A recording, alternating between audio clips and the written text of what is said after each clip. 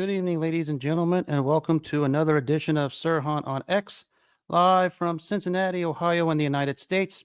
Hope everyone had themselves a wonderful weekend and a wonderful calendar year 2025, especially today, April 28th.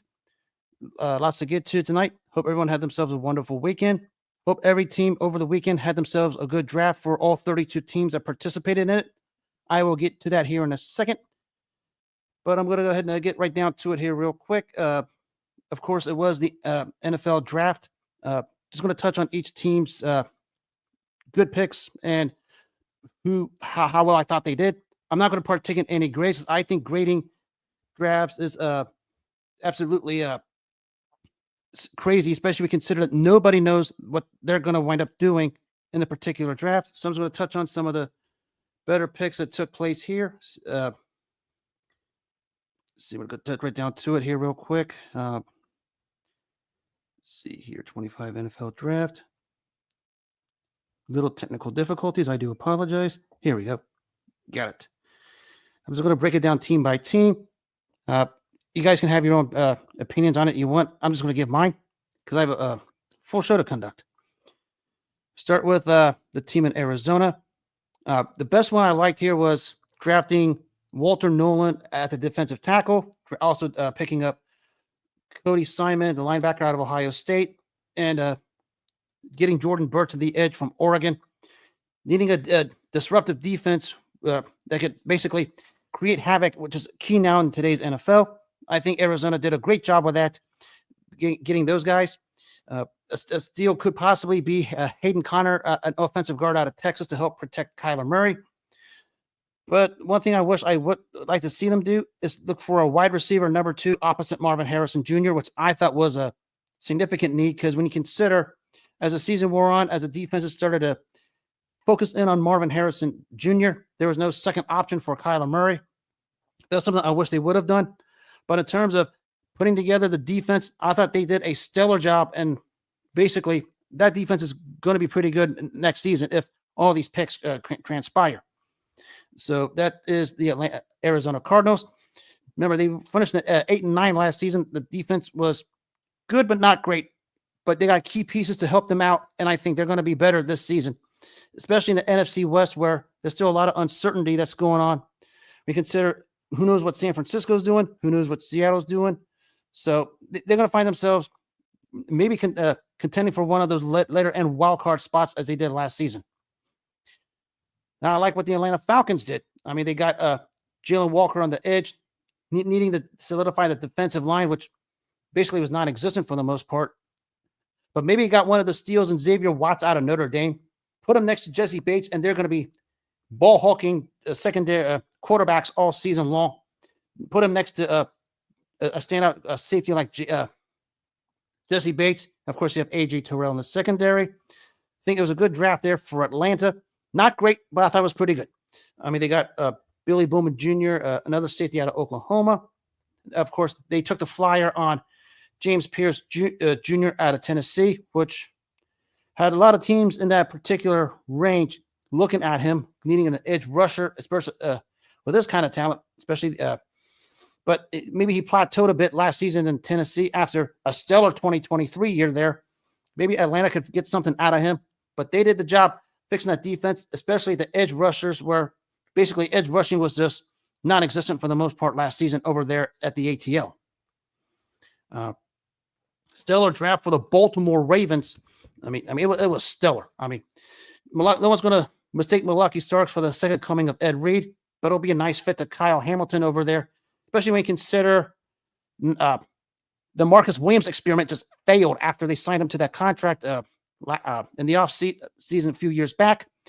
They needed someone in some secondary depth, especially given how bad Baltimore's secondary got torched at times last season. So we hope there. They got Mike Green, who fell to 59. Of course, the off-the-field stuff, it's basically an eyebrow raiser, but you can't deny the talent. Baltimore needed an edge rusher. They got it. Maybe they had the day 3 steal of the draft when they got Aeneas Peebles out of Virginia Tech at the defensive tackle spot. Basically, they were going in the trenches in this draft, and getting Aeneas Peebles in this 6th round out of Virginia Tech basically solidified it. That's going to be a steal. Of course, the craziness here was drafting Tyler Loop out of Arizona, which might signal the end of Justin Tucker. They talk about the off the field stuff, obviously, with Tucker, but his kicking over the last couple of seasons has shown a downturn. So it was probably the right time for them to make a move to get a kicker to replace him. I think Loop is formidable enough to get the job done. Look at the rest of what Baltimore did. They got deeper with their compensatory picks, got a standout offensive tackle, Carson Vincent out of Alabama A&M, going to help out. I thought they could have used a guard, which they got Garrett Dillinger out of LSU, because their guard play wasn't all that great last season. But for the most part, Baltimore knocked it out of the park with this draft. Kudos. Another one that knocked it out of the park, obviously, was the if I pronounce here, the Buffalo Bills. They needed a good draft. I mean, not as great as some people thought, but I thought they did pretty well. I mean, they got Maxwell Harrison out of Kentucky. They needed a cornerback depth. They got it. Solidified the defensive tackle position with TJ Sanders and Deion Walker. Because let's remind people, they got Larry Ogunjobi, who's going to serve a 6-game suspension. They got Michael Hoke, who's going to serve a 6-game suspension. So don't be surprised if those two are plucked in, the rookies, and start to make the impact. We're talking Sanders and Walker, because they're going to need it. You got Jackson Halls in the 5th round. Solid pick. Likely means the end of Dawson Knox at some point. Let's see, I got a Facebook viewer. What's up, Howard Gaddis? So that's Baltimore. Carolina, I thought, did well. They got the standout receiver, Tataria McMillan. Speed opposite a guy like Xavier Leggetti was a good one. Trevor Etienne, a running back. Got a couple guys on the edge, Nick Scorton and Princely Unamian. Interesting pick at round 5, Cam Jackson out of Florida. But for the most part, I thought they did good. I mean, you couldn't be worse than what you were last season. I mean, you found a way to be worse than the Cincinnati Bengals on defense. That was Carolina, and that's saying a whole lot. Of course, Chicago continues to build around Caleb Williams. I like what they did with Colson Loveland and Luther Burden III. Putting Burden opposite Rome Odunze is going to really help. Of course, you have DJ Moore over there. The defense had some tightening up. Got a couple guys in the back end. Luke Newman in the 6th round out of Michigan State. Solid pick. And Chicago starting to try and put the team together. Of course, they hired the standout head offensive coordinator from Detroit, Ben Johnson, as their head coach, who I think is going to help Caleb Williams. And I thought Chicago did well with this particular draft. I mean, day 3, not all that great, but days 1 and 2, I thought they did stellar, especially when you consider Ozzie Trampilio at the offensive tackle, which was a need, and Shamar Turner at the defensive tackle. Cincinnati, I don't know where to go with you. I mean, you got Dylan Fairchild in the 3rd round. I thought that was an excellent pick because you need a guard, because Cordell Volson, can't cut the mustard. But the rest of these picks, I'll just get to you guys later, because there's some explaining somebody in Cincinnati is going to have to do. Because I said all along, if it wasn't for the Dylan Fairchild draft, if I'd ever graded it, it would have been an F, because that's how bad it was. Cleveland just can't find a way to get us out of its own way. They did super when they got the draft overhaul with Jacksonville. I mean, they won that trade in a minute, but they found a way to blow it, because there was Abdul Carter. They take a character called Mason Graham instead. There was they should have kept the number 2 pick and drafted Abdul Carter instead, because the rest of this was there for him. There's a Carson Schwesiger at linebacker, who I think is going to be a solid fit, because the linebacker room in Cleveland wasn't all that great. You got Keyshawn Jenkins, the running back from Ohio State. But then, of course, we know what they did with drafting Dylan Gabriel and Shadeur Saunders at the quarterback position. I'll touch on that later when I talk about Shadeur Saunders, because there's another case, again, where Cleveland just can't get out of its own way. We saw it 3 years ago with the Deshaun Watson trade. We know what happened there, and they do it again.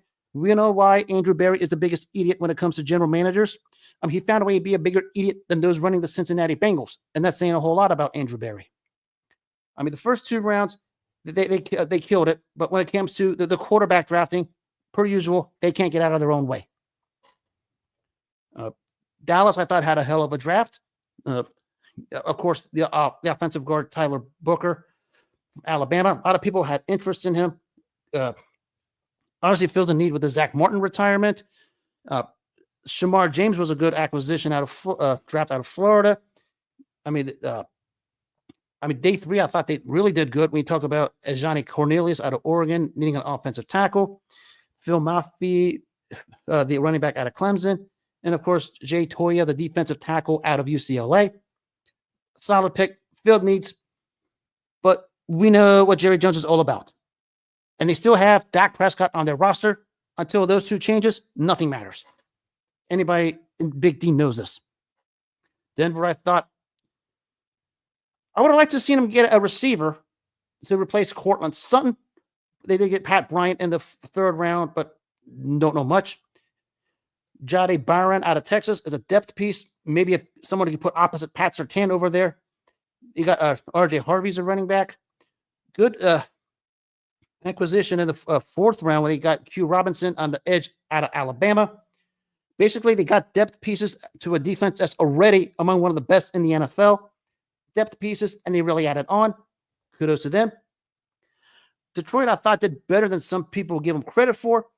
I mean, they needed some of the defensive interior. They got it with Tyleik Williams, got Tate Rutledge in the 2nd round. A lot of teams in that 2nd round had high interest in Tate Rutledge. Turn out Detroit got him because they need help in the trenches, obviously, on the offensive line. They also got Miles Frazier as another offensive guard out of LSU. They got Isaac Teslay out of Arkansas, very good receiver. And basically, a wide receiver room was pretty formidable when you talk about Jameson Williams and Amon-Ra St. Brown, among many others. So overall there, I thought they did pretty well.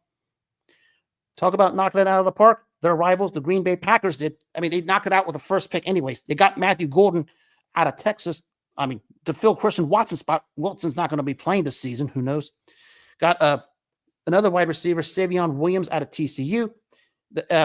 Solidified their edge a little bit with Colin Oliver and Baron Sorrell, excuse me. I wish they would have found a way to get a cornerback, but I think that means Jair Alexander might be staying. Who knows? Thought they should have got a cornerback and find a way to see what they can get for Jair Alexander, because they know his time in Green Bay is coming to an end. I mean, by hook or by crook, however you want to decide it. Houston hit some good home runs here.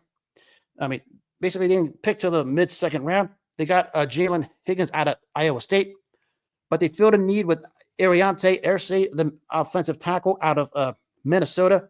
As you know, the offensive line for Houston was just abysmal. That includes Laramie Tunsil, who they traded to Washington.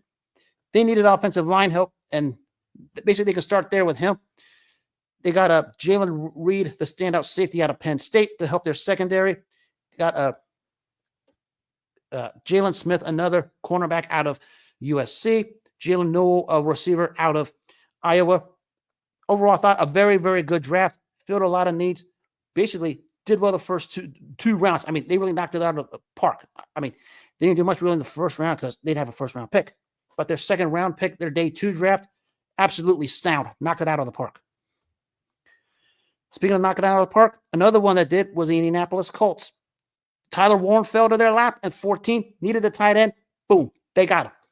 Good job there. TJ Tuimalu, the standout edge rusher for Ohio State. They needed someone on the edge. Got it.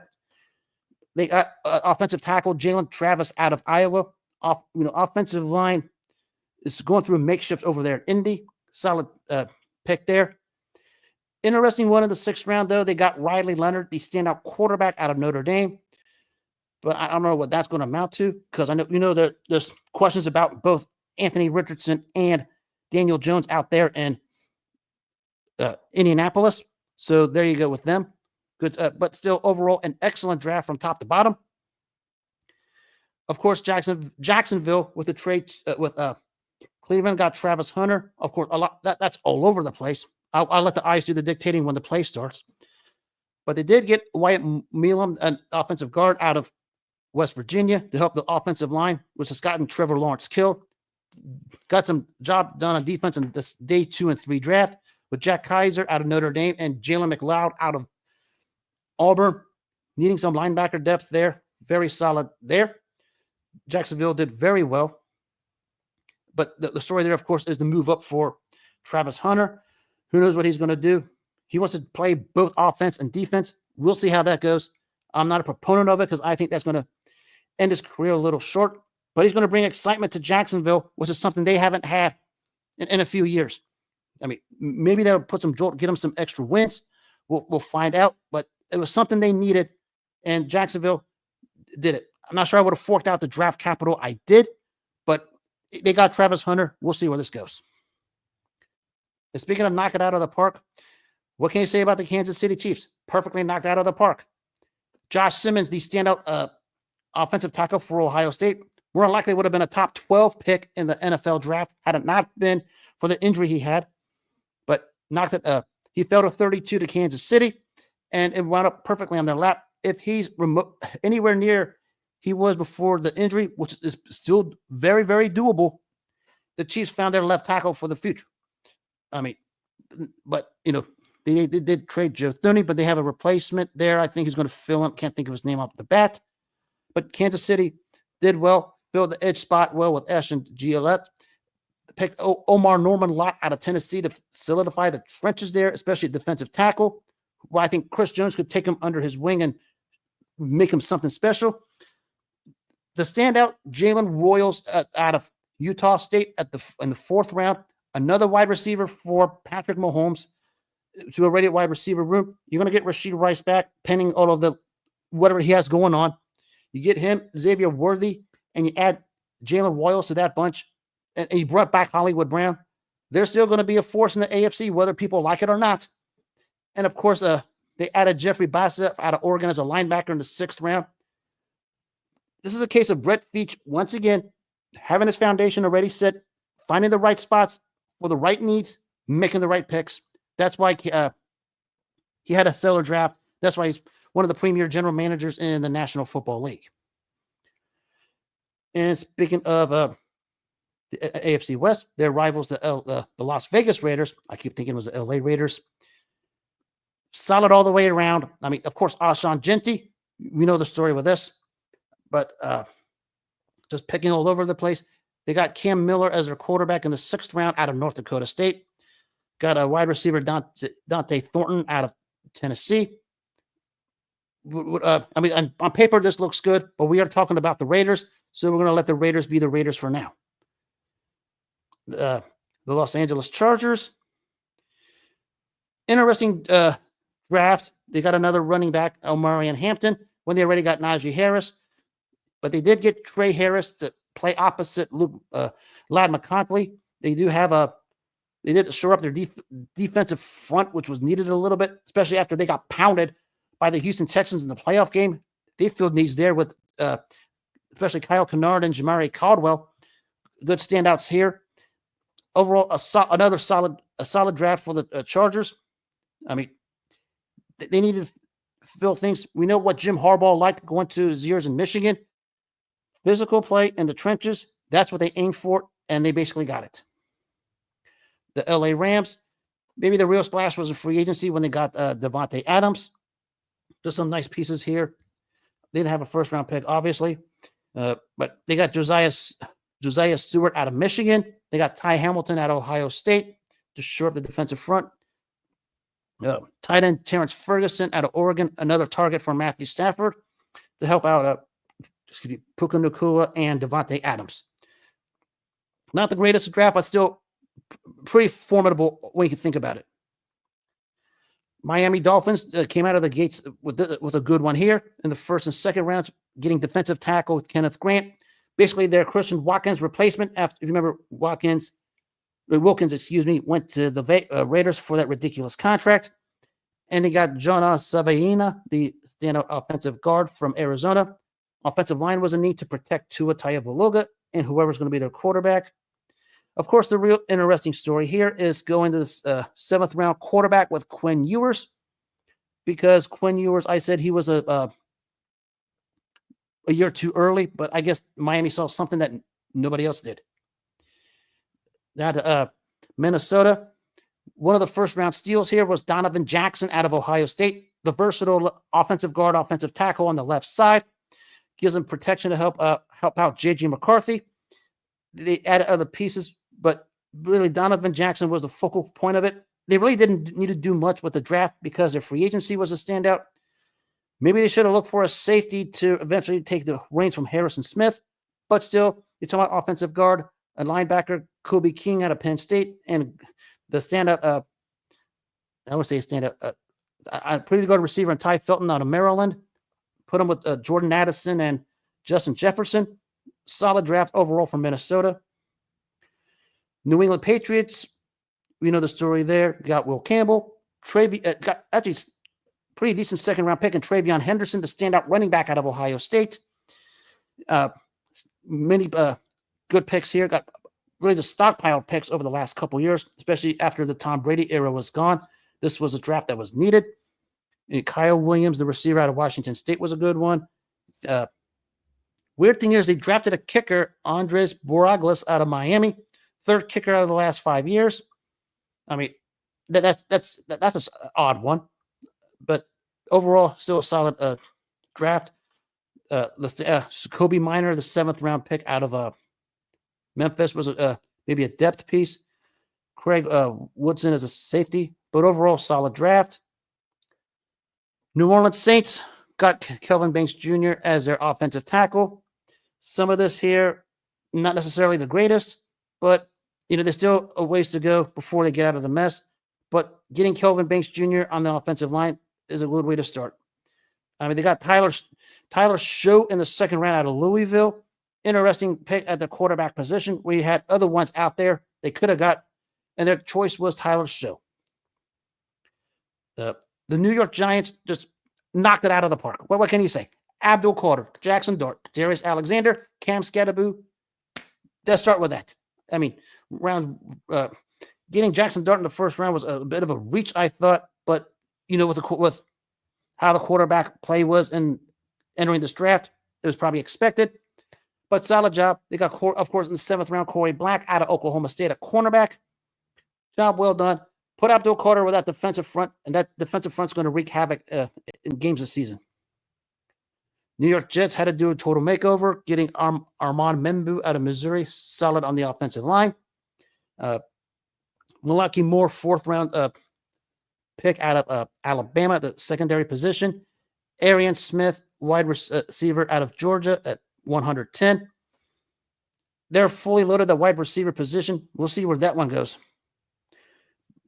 But and the Philadelphia Eagles, what can you say? Nobody knows how to fleece teams for draft picks better than Howie Roseman, and he did it again. Jihad Campbell, that's all I needed to know. Ty Robinson, the defensive tackle out of Nebraska, another nice piece. Drafted Kyle McCord out of Syracuse. Maybe put him a year or two under the wing of Jalen Hurts, see where he goes. Pittsburgh Steelers, another team that knocked it out of the park, in my opinion. Some people were all over the place, but they certainly did. You get Derek Harmon as a potential Cam Hayward replacement at defensive tackle. You get Caleb Johnson, who's going to take the place of Najee Harris at running back. Jack Sawyer at edge for Ohio State. Will Howard, the quarterback who I thought they should have drafted from the get-go, and they did just that. Take a flyer on them. Dante Kent, 7th round pick out of Central Michigan. Today, they just added Robert Woods to their wide receiver core, which I think is a solid pickup, given they need somebody to play alongside guys like DK Metcalf and George Pickens. But Pittsburgh knocked A's across the board. I mean, it's a no-brainer. I mean, San Francisco, weird offseason, but still some great picks. You talk about Mikael Williams opposite of Nick Bosa. Alfred Collins to solidify the defensive interior. Jordan Watkins as a receiver for Mississippi. And that the rest of the draft is overall pretty formidable. A boatload of picks. Of course, they traded Deebo Samuel. And who knows what they're going to do with Brandon Ayuk. They did last year they drafted Ricky Purcell. They expect him to play. Remember, he had that unfortunate incident in California. Seattle's another team that went very well. For the first time, they finally solidified their offensive line interior by drafting Gray Zabel out of North Dakota State. But the real one is in the 2nd round is drafting Nick Emenwari, probably a sleeper at the safety position. Put him with a defensive standout or a defensive-minded coach like Mike McDonald. He's going to do something with this guy. Of course, the flyer on Jalen Milroe in the 3rd round at pick 92, among many others. got a wide receiver, Torrey Horton, out of Colorado State. Overall, very darn good draft. Tampa Bay, what can you say? Emeka Egbuka out of Ohio State, as someone who's going to eventually fill the void whether Chris Godwin or Mike Evans leaves. But even then, an extra weapon for Baker Mayfield, who knows how to have develop great chemistry with his receivers on the field, and that's what he does well. Jacob Harris, the third-round pick at cornerback out of Kansas State. That was a need. Filling the edge rushers with David Walker and Elijah Roberts. Overall, very, very, not great, but very, very, very good. Tennessee, of course, he had the number 1 pick. We knew who that was, Cam Ward. Jackson Slater at the 5th round. Khalil Mullings, the running back at Michigan, who basically just pounded Ohio State in that season finale at Columbus. Among many others, they got a couple of wide receivers, Shamir Deke out of Florida and Elik Ayomanor out of Stanford. Good ones there. At edge, they got Olumufami Olagio out of UCLA. Overall, very, very good. But, they still got a ways to go. We'll see where this one goes. I mean, maybe the coolest thing that took place was when Warren Moon, the all-time great from the Houston Oilers, gave Cam Ward his number 1. Just a terrific thing out there in Tennessee. And, of course, the last one is Washington. Wide receiver Jalen Lane, another wide receiver to go with Terry McLaurin and Deebo Samuel. But getting an offensive lineman the caliber of Josh Connerly Jr. to help protect Jaden Daniels is what they needed. And they get Trey Amos, the cornerback out of Mississippi. Solid overall draft. That was my NFL coverage. I don't do grades because I think it's just the most idiotic thing anybody can do because there's still so many questions left to be answered. But it is what it is. So I'm not grading.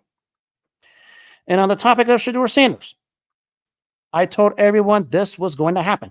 Maybe not to the extent of the 5th round, but he was going to have what Aaron Rodgers went through in 2005. If you remember there, projected number 1 overall to San Francisco, fell to 24th to Green Bay. I just say this with Shadeur Saunders, and it's simple. You can play all the conspiracy theories you want. Shadeur Saunders is just not that good. I mean, he was a byproduct of his dad's system in Colorado. And when he decided not to do the college shrine game or attend the NFL combine, this was going to happen.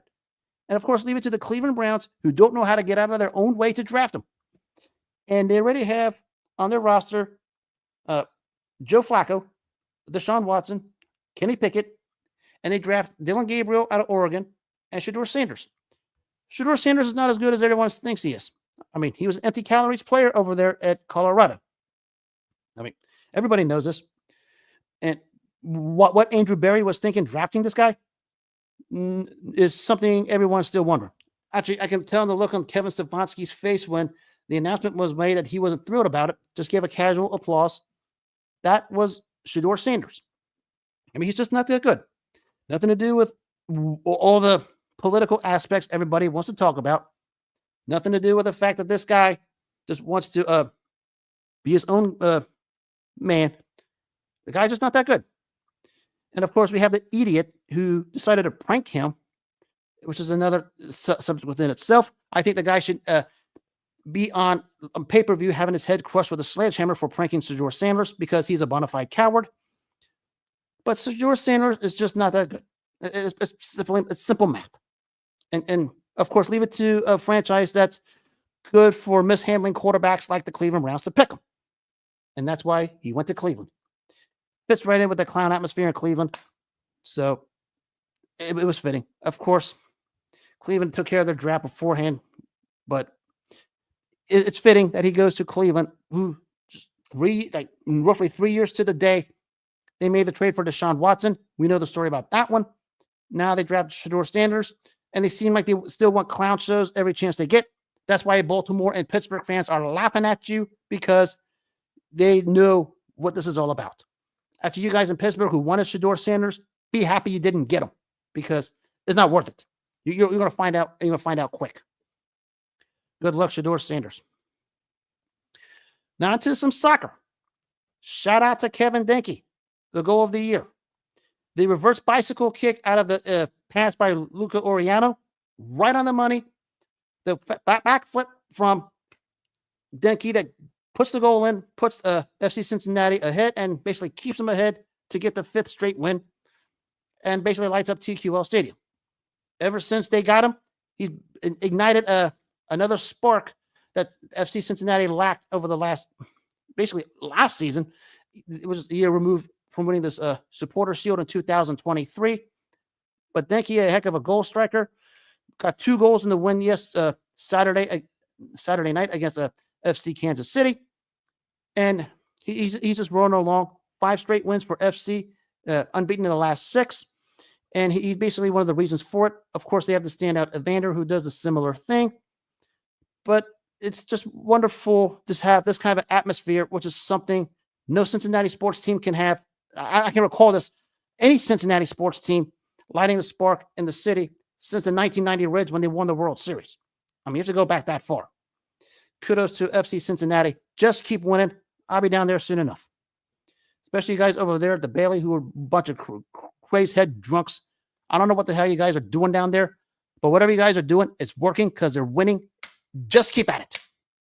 Just don't wind up in the Hamilton County Justice Center, because then you'll be paired up with Bengals fans. Now to some NBA. And yesterday, it's maybe one of the more eye-revealing things I've seen. It was Los Angeles finding a way to lose to Minnesota. And I said a week ago before the series started, if you're LA, you better not lose to Minnesota. Right now, you're down 3-1. You broke the bank to get Luka Doncic to play alongside LeBron James. You broke the bank to get Luka Doncic to play alongside LeBron James. You forked out your best big man, maybe one of the better big men of the past few years, and Anthony Davis to get him. You had home court advantage. You were a massive favorite against the Minnesota Timberwolves, who had Anthony Edwards and I don't know what else. And you're down 3-1. And in game 4, like yesterday, you had a 10-point lead and you blew it, and you let Naz Reid, of all people, do whatever he wanted. That's saying a whole lot. I mean, I know Anthony Edwards had the 40-plus points. He had the free throws to clinch it. But in the 4th quarter, Naz Reid basically just did whatever he wanted. You have the most generational talent ever in LeBron James, and probably a top 5 NBA player in Luka Doncic. How in the heck are you finding yourselves down 3-1 to the Minnesota Timberwolves? I mean, and not only that, these two guys, the generational talent who's supposed to take you guys to the next level, to overtake the Oklahoma City Thunder out west. You're down 3-1 to the Timberwolves. You both combined for 5 points, a combined 1 for 9 from the field in the 4th quarter, and you're outplayed by Naz Reid. How do you do that? I don't want to hear about officiating, because officiating was bad both ways yesterday. I mean, calls against Minnesota that shouldn't have been, calls against LA that shouldn't have been. Period. Both ways. How are you going to fathom that once again, you have the 2 generational talents you have, and you had Luka Doncic just played out of his mind through 3 quarters. No show in the 4th, up 10, and the inability to put the Minnesota Timberwolves away. That's something I need an honest answer to, or we all do. Because if you have those 2 generational talents, and LeBron James and Luka Doncic, and you can't put the Minnesota Timberwolves away, what does it say at the end of the day about them? Because I don't care about anybody else in that roster right now, because you're basically spoon-fed the equivalent of vanilla pudding out of a used-up garage sale or something. You have LeBron James and Luka Doncic, and you can't put the Minnesota Timberwolves away. We're not talking about the Boston Celtics. We're not talking about the Cleveland Cavaliers. We're not talking about the Oklahoma City Thunder. We're talking about the Minnesota Timberwolves. You can't put the Minnesota Timberwolves away. Can you explain it? Please. If you lose Wednesday night on your home court, and it's possible, I'm not saying it will, it's possible. You lose Wednesday night on your home court to Minnesota, and you lose 4-1, you'll be wrapped with 10 times the embarrassment Dallas got when they made the trade on their end.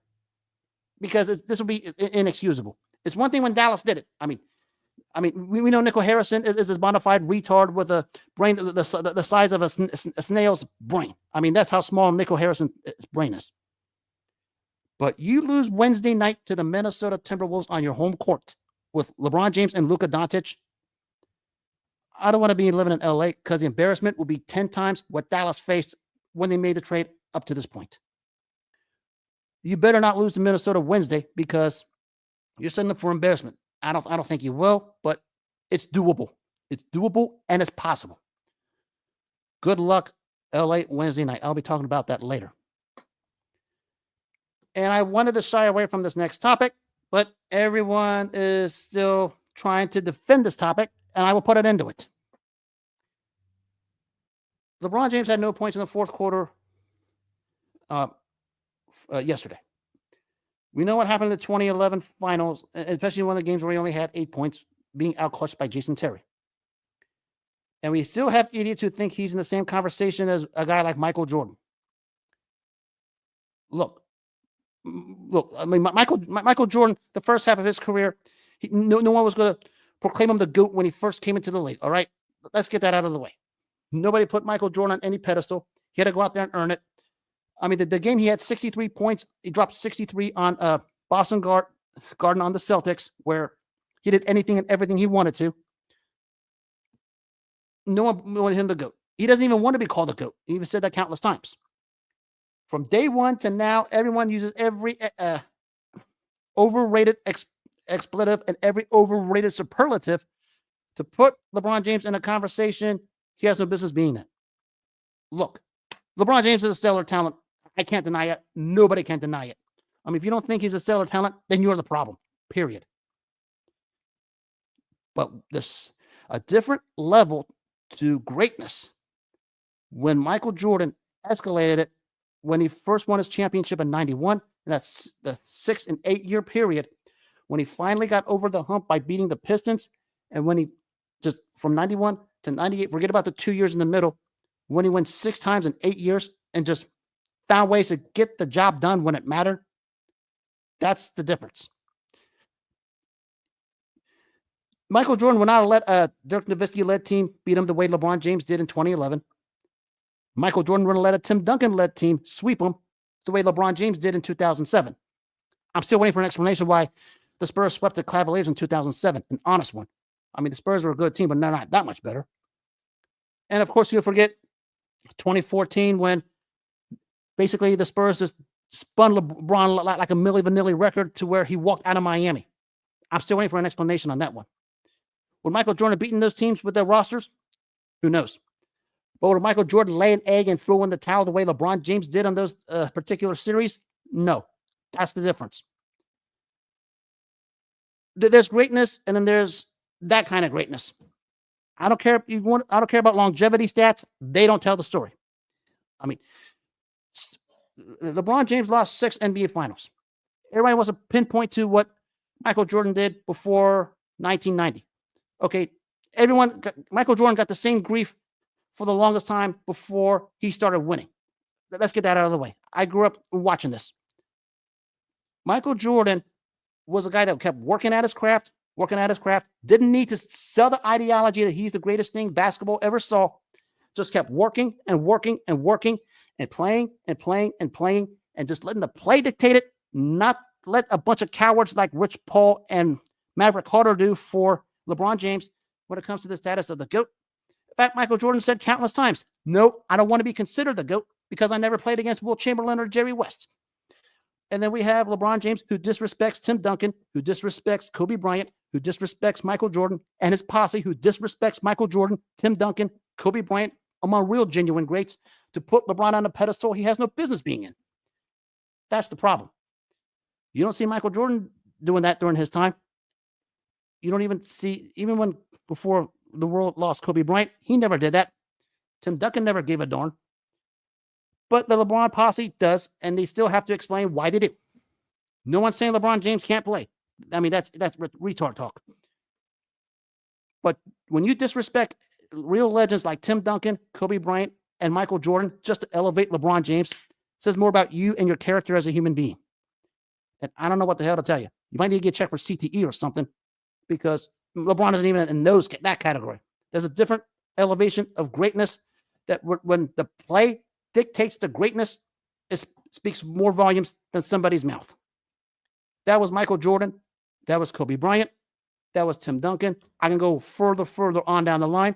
But since LeBron fans like to disrespect Duncan, disrespect Kobe, and disrespect Jordan, I'm limited to those guys. And not to mention, as I said, LeBron let Dirk Nowitzki dance on him in 2011. I'm still waiting for an explanation why he let that happen. That's why he's never Michael Jordan. Period. I said my piece on the LeBron-Michael Jordan debate, and it's over for me. I'll never entertain it ever again.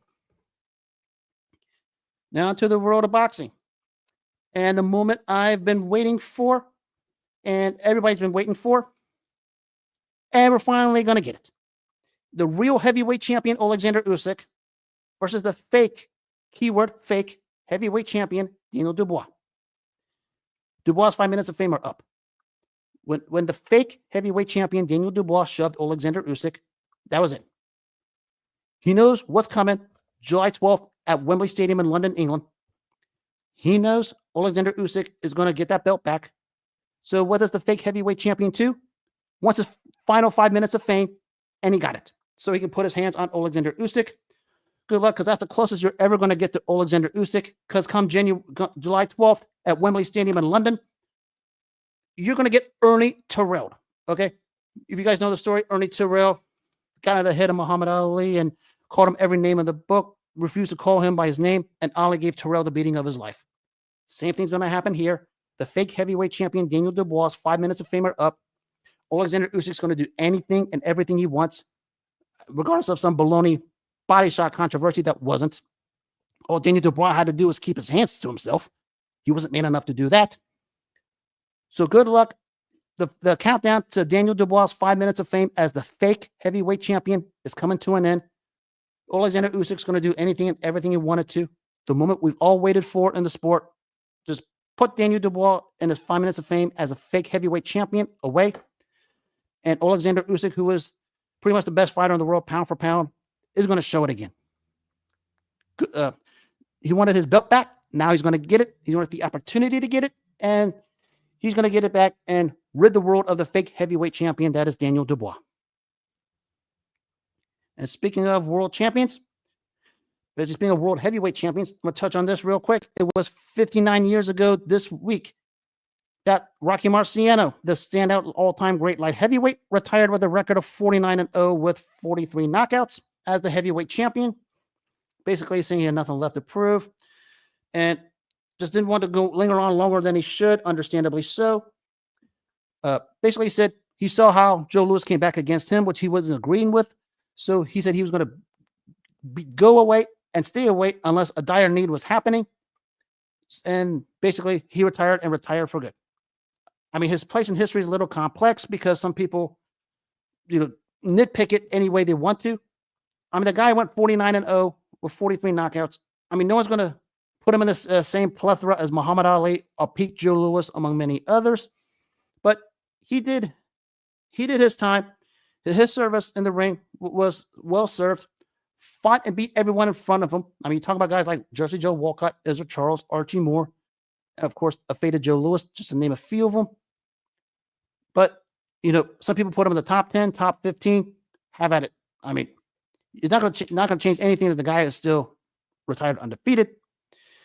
His legacy is a little complex. They called him the Rock for a reason. Out of Brockton, Massachusetts, a brutal puncher who basically knew how to turn your face sideways. There's still the punch that posterized Jersey Joe Walcott when he won the championship. I mean, Jersey Joe Walcott's lips were turned sideways, similar to what you saw out of Kobe Covington when he fought Kamaru Usman in the UFC.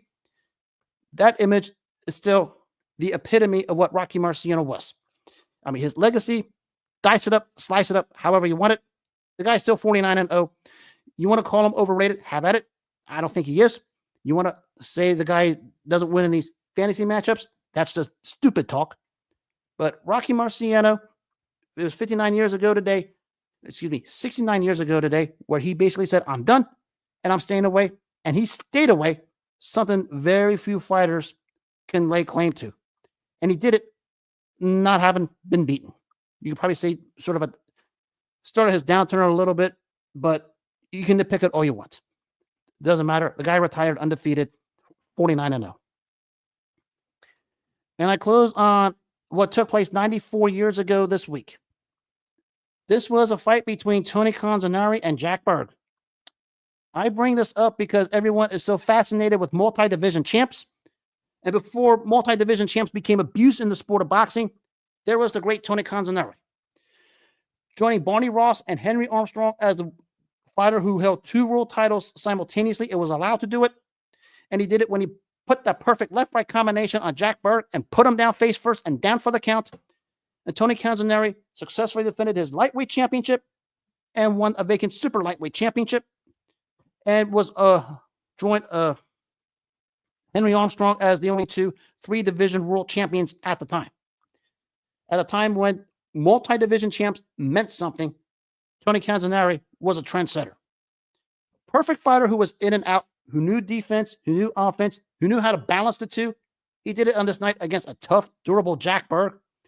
And when he was able to turn it up and put in that left-right combination that put Jack Berg down and out for the count face first, he made history. And we talk about multi-division champs today, where basically it's just water because of the governing bodies. This was at a time when if you won a multi-division title, you were the kingpin of those lighter weight divisions, and that's what Tony Canzoneri was. Just a standout overall great fighter, knew his way in and out of the ring, one of the better, more underrated fighters in those weight classes for the longest time, was going to be a problem for anyone in any era. And when he pasted a tough, very strong and durable Jack Berg with that perfect left-right combination, showed you how great Tony Canzoneri was. I mean, no one's going to put him in the same category as Roberto Duran or Pernell Whitaker or Benny Leonard, among many others, but he certainly was a great one. And winning multiple titles, when it meant something, when winning multiple division titles meant something in his day, that was what Tony Canzoneri was. I could bring up another boatload of multiple world champions because multiple world champions is used so loosely today in the sport. But when you think about multi-world champs back then, it meant a lot. I mean, think about Henry Armstrong for a minute. Featherweight to welterweight to lightweight simultaneously. I mean, that should tell you something. That's why Armstrong's on my Mount Rushmore of the Big Four with Ray Robinson, Muhammad Ali, and Joe Louis. But 94 years ago today, Tony Canzoneri made history, joining Barney Ross and Henry Armstrong to become multi-division world champions. You know, to do it, have at least 2 world titles simultaneously against a fighter who wasn't easy to fight or beat, the standout Jack Berg.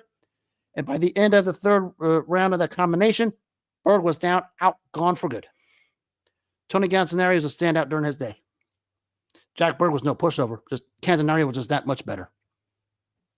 Oh, I miss the good old days where I could talk about winning world titles in the sport when they meant something. Because these days they don't. Too many fake champions. Way too many.